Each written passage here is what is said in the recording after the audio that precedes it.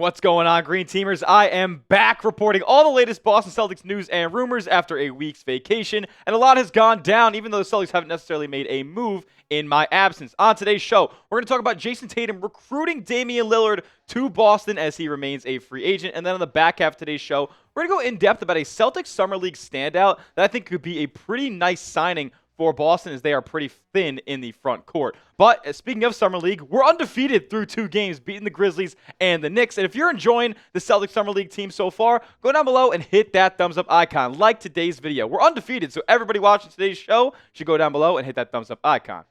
Alrighty, let's get into it. Jayson Tatum recruiting Damian Lillard to Boston potentially, as Gary Washburn of the Boston Globe, one of the most tapped-in individuals around the seas, says that Jayson Tatum is quote-unquote active in Damian Lillard recruitment. Now, we remember way back when Lillard originally got dealt to the Milwaukee Bucks in the summer of 2023, Tatum was recruiting him back then as well.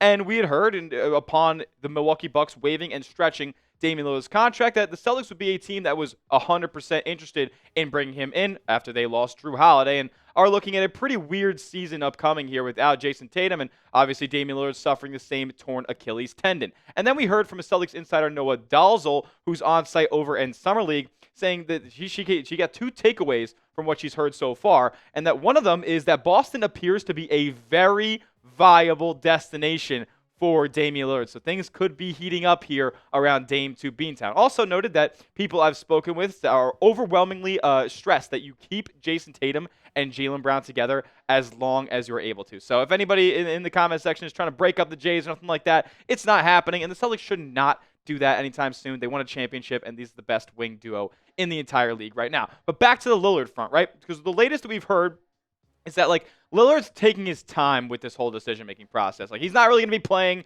all of next season. He wants to do his rehab and all of his work with his family up in the Portland area, and people he's been kind of far away from over the past couple of years that he's been playing in Milwaukee. Wants to rebuild those relationships and get back to 100% health with the people that he's most comfortable with. Now, Damian Lillard also doesn't have the most robust market out there because of that situation, right?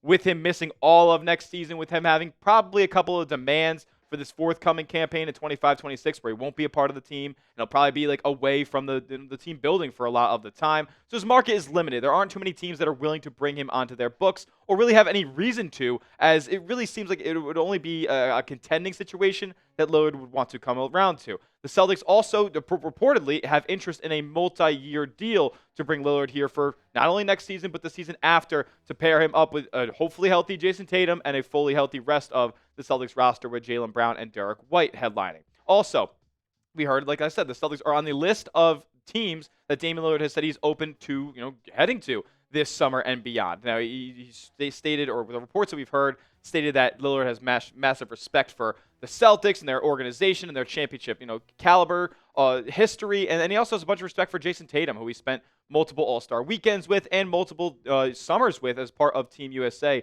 playing in the Olympics. And we know Tatum recruited him back in 2023, and he continues to do so now. So it really seems like the Lillard free agency legs, it really seems like it's most connected to the Boston Celtics to this point. The other teams we've heard about are the Los Angeles Lakers. We've heard about the Golden State Warriors. He's a Bay Area native. We've heard about the Miami Heat as well, as they were the most interested team back in 2023, and they still have interest now. But it seems like the most rumors are flying around about Dame to Boston. And like I've mentioned previously, Chris Haynes had reported, and he is the most tapped-in reporter when it comes to Dame stuff. I think he is close friends with Dame or Dame's wife or something like that. But he's super tapped in, and whatever he says or whatever comes out of his Twitter is probably the Bible when it comes to Dame free agency stuff. So he says that he's content taking his time and is in no rush to really make a decision here over the next couple of weeks or potentially months here. We can see this go all the way into next season potentially. And if Dame's going to sign it all this summer, he said that it will only be happening under quote-unquote the right conditions. So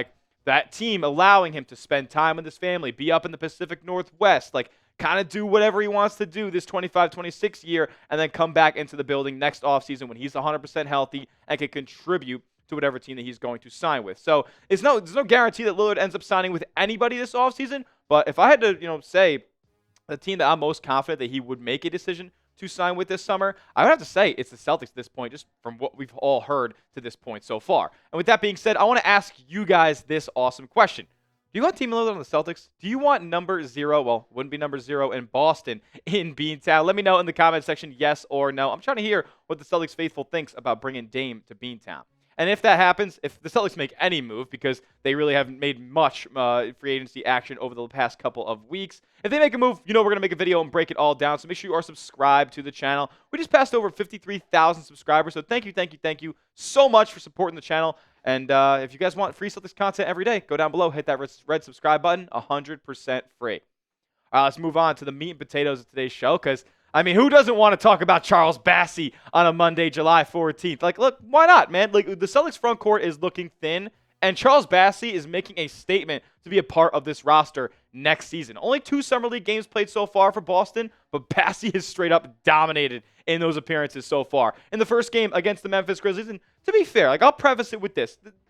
A guy like Charles Bassey has been in the NBA over the past couple of seasons, so naturally he's going to be at probably a higher skill level, a higher level of physicality than maybe the guys that are trying to get their foot in the NBA door right now. Like, Bassey's been around the league already, so he's going to be, dominating some of this weaker competition. But I'm glad that he did. He puts up 14 and 11 against the Grizzlies. 2 blocks as well. Super efficient. And only 18 minutes played, the guy's a plus 20. And then he does the same exact thing in Game 2 against the New York Knicks. 22 points. 13 rebounds, 3 blocks, a plus 15 in 22 minutes. Like, he was making a serious impact. But, this might not be a name that a lot of Celtics fans are very accustomed to at this point. He hasn't got a ton of burn in his NBA career, even though he spent the past couple of seasons getting some spot minutes for the San Antonio Spurs. But this is a 24-year-old player who still has a lot to offer in his basketball career, and I believe at the NBA level. To date back all the way back to 2018, when he graduated high school, he was actually the number 9 overall recruit in high school that year. Went on to the Western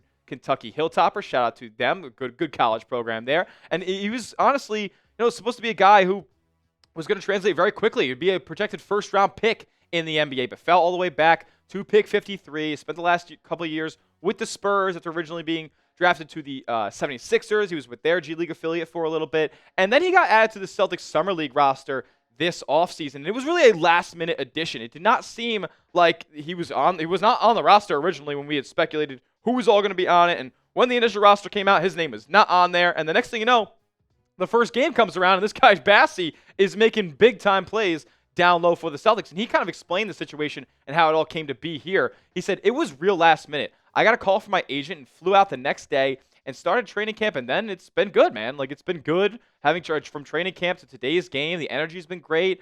Vibing with these guys and coaches, it's been fun, and everything's been good. Well, it's been good to watch him in his 2 Celtics Summer League debuts so far. And look, man, this is a guy who has not shown a ton over his NBA career so far, but I'll be honest, like, this is eerily similar stat lines to the ones we've seen from guys like Luka Garza and a Josh Minott, like the players who Boston has brought in this summer via free agency. Like, this could be a guy who they already kind of have in-house right now, like looking for a veteran minimum deal, trying to get on a roster next year. And with the Celtics having, thin, not really much talent in the front court, to be quite honest with you, like, this could be a guy that you kind of find a diamond in the rough here with Bassey. Hasn't really amassed more than 6 points per game in his career so far, but can rebound the basketball, can shot block as well. Just does a lot of great work around the rim. And honestly, like, one of these, dating back to the 2022-23 season, he had a crazy stat line kind of. He said the Spurs tweeted this out back in the beginning of the 22-23 campaign, saying Charles Bassey is the second player in NBA history to have 14 rebounds, 4 blocks, and 4 assists in less than 20 minutes played.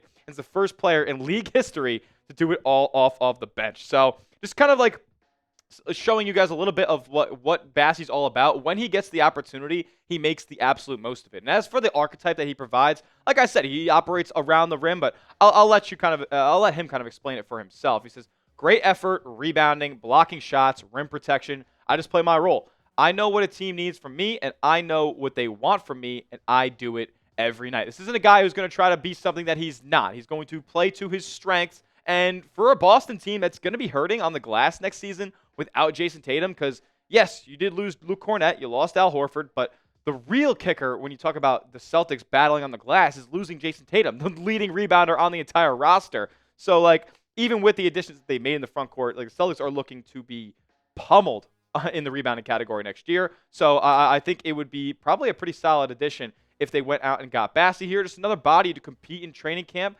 and go toe-to-toe with some of these bodies that the Celtics have signed to this point at the center position. But you tell me, should the Celtics sign Charles Bassey after these 2 standout performances in Summer League? Got to see a little bit more, but you let me know what your initial thoughts are right now in the comment section, yes or no, on if the Celtics should sign Bassey or not.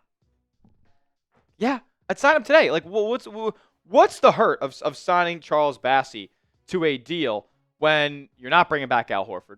You lost Luke Cornett. You don't have Jayson Tatum, your best rebounder. And the centers that you have in town right now are just not all that great. So, like, it makes total sense to bring in a guy who you kind of just lucked into here in Summer League to a deal, at least a training camp deal or something where he can compete in order to make this roster, because I think he's as good as maybe any center that the Celtics have at this point. We'll talk more about the prospects of him actually joining Boston in a moment, but make sure you guys get hooked up with this awesome deal with our friends over at Fanatics. I was looking through the website and I was like, whoa. They're offering 25% off like everything. So I said, okay, let's look at this Jayson Tatum jersey right here, and let's get it for $30 off, 25% off this Jayson Tatum jersey with our friends over at Fanatics, and this link right here, chatsports.com/Tatum sale. But you got to use that code home run at checkout. When you go and you add this to your cart, you got to use code home run to get 25% off this fresh Tatum jersey. This is a new, these are the ones they wear every season. This isn't on sale because they're getting rid of it or nothing like that. It's a full price Tatum jersey,